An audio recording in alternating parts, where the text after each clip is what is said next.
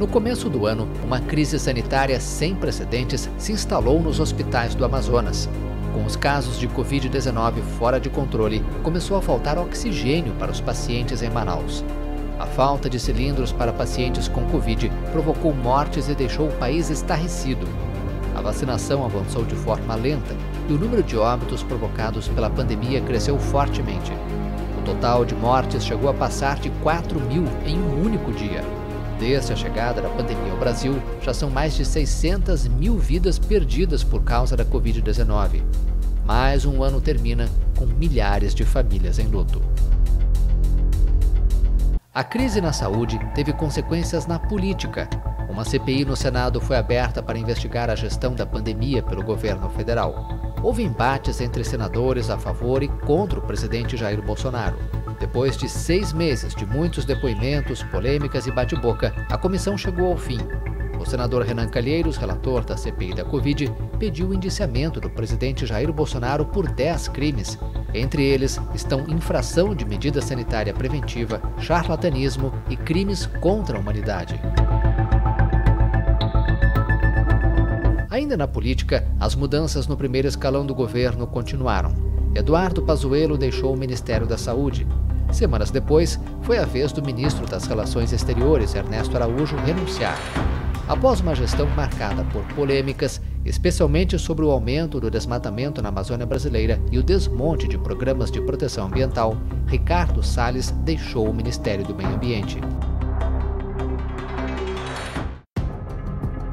Já o presidente Jair Bolsonaro partiu para o ataque e escolheu 2 alvos: o sistema eleitoral e ministros do Supremo Tribunal Federal. Um desfile militar inédito foi realizado em Brasília e contou com a presença de Bolsonaro.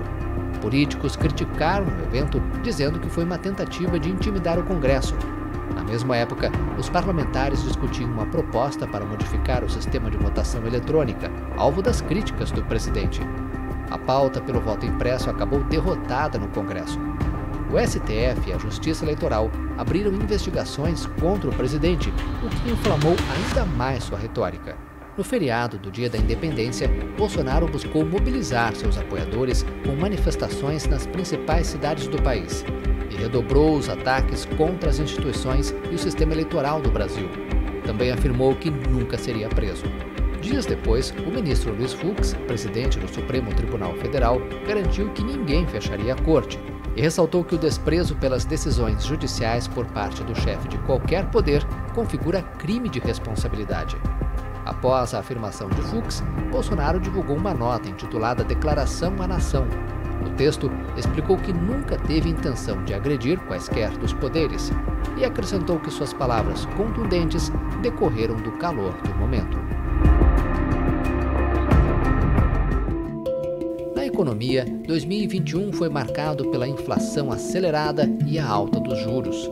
A alta dos preços obrigou o Banco Central a aumentar a taxa básica de juros, a Selic, o que prejudicou a retomada do crescimento. O dólar continuou forte em relação ao real, o que também impactou os preços, como o dos combustíveis. Caminhoneiros ameaçaram com greves. Risco fiscal e crise entre os poderes da República fizeram os analistas rever as projeções. O ano, que começou com expectativas promissoras, terminou com incertezas. A Bolsa Brasileira bateu recordes em junho. Depois, caiu com força em meio à aversão ao risco.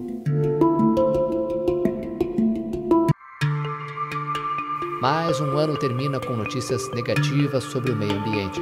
O desmatamento na Amazônia brasileira aumentou quase 22% entre agosto de 2020 e julho de 2021 em relação ao período anterior, marcando um recorde nos últimos 15 anos.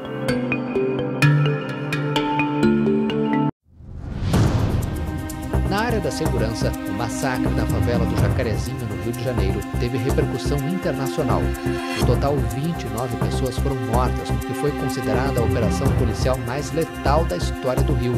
Segundo testemunhas, algumas das vítimas foram executadas. No interior de Goiás, a caça a um assassino em série mobilizou a polícia e deixou moradores em pânico.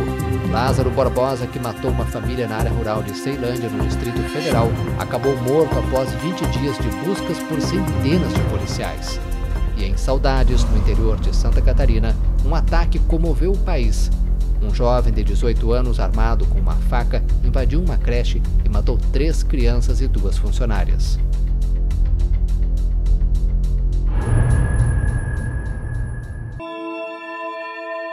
O ano de 2021 foi de perdas na política e no mundo artístico. O prefeito de São Paulo, Bruno Covas, sucumbiu à batalha contra um câncer e morreu aos 41 anos. O pianista Nelson Freire morreu aos 77 anos no Rio de Janeiro. O músico era um dos mais conhecidos do mundo e considerado um dos melhores intérpretes de sua geração. Em novembro, uma tragédia abalou todo o país.